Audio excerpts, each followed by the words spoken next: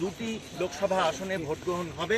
এর মধ্যে এই তালিকায় রয়েছে পশ্চিম ত্রিপুরা লোকসভা কেন্দ্রে উনি ভোট দেবেন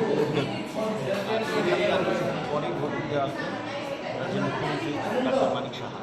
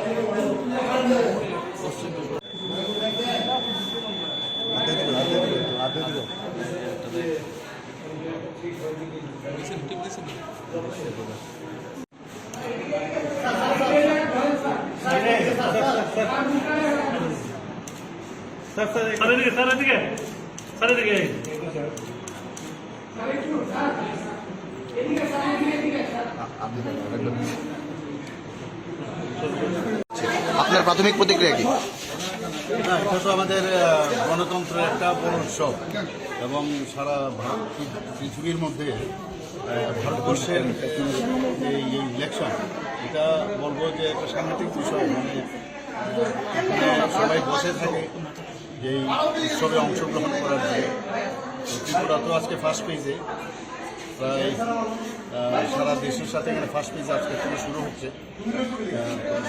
সবাই ভোট যেন প্রপারলি দিতে পারে সেটাই আমি আশা করব এবং শান্তিপূর্ণভাবে ভোট যেন প্রদান করে সেটা আমি সব মানুষের কাছে সমস্ত ত্রিপুরাবাসীকে আমি আহ্বান করি।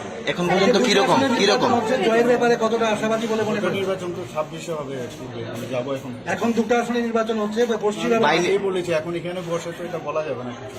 আচ্ছা, এই কেন্দ্রে লোকসভা কেন্দ্রে বলবো যেন ভোট যেন দেয়, পার্টির পক্ষে এখন বলতে পারবো। এই লোকসভা কেন্দ্রের প্রার্থী যিনি আশিসবাবু অভিযোগ করেছে তাদের পুলিং এজেন্টকে ভিতরে ঢুকতে দেওয়া হচ্ছে না, গাড় ধাক্কা দিয়ে বার করে দিয়ে, সেই বিষয়টা কিভাবে দেখছেন? কি মনে হচ্ছে এরকম তো মনে হচ্ছে না আমার কাছে।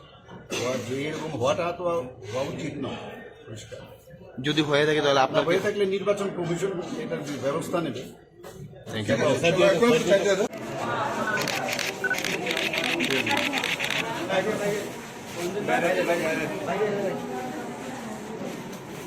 ভোট দিলেন কিরকম মনে করছেন? ভোটের নামে প্রহসন চলছে গতকাল রাত থেকে। আমার যারা পোলিং এজেন্টের সম্ভাবনা যাদের, তাদের বাড়ি ঘরে গিয়ে তালা দেওয়া, তাদের বাড়িতে গিয়ে হামলা করা, সারা রাজ্য জুড়ে একটা প্রহসনে পরিণত হয়েছে। এখানে 4টি বুথ, 3টি আমার পোলিং এজেন্টকে ঢুকতে দেওয়া হয়নি, বের করে দেওয়া হয়েছে। আমি এসপিকে জানিয়েছি, আমি পুলিশ অবজারভারের সঙ্গে কথা বলেছি। এখানে আরুর সঙ্গে সেভারেল টাইম আরুর সঙ্গে আমার ইন্টারেকশন হয়েছে। আরও নিজে বলেছে যে আমি পোস্ট অফিস চৌমনি থেকে এসে তাদেরকে তুলে নিয়ে ঢোকাবো। এখন অবধি আমি বসেছিলাম, আমি এইমাত্র এসেছি, 7:30টায় আমার ভোট দেওয়ার কথা।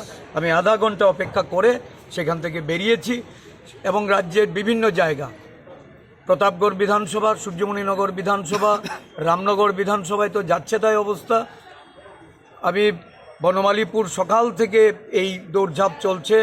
বিলোনিয়া থেকে খবর পেয়েছি, সোনামুড়া, ধনপুর, সারা রাজ্য জুড়ে, উদয়পুরে আমাদের বহু জায়গা থেকে পোলিং এজেন্টদের বের করে দেওয়া হয়েছে।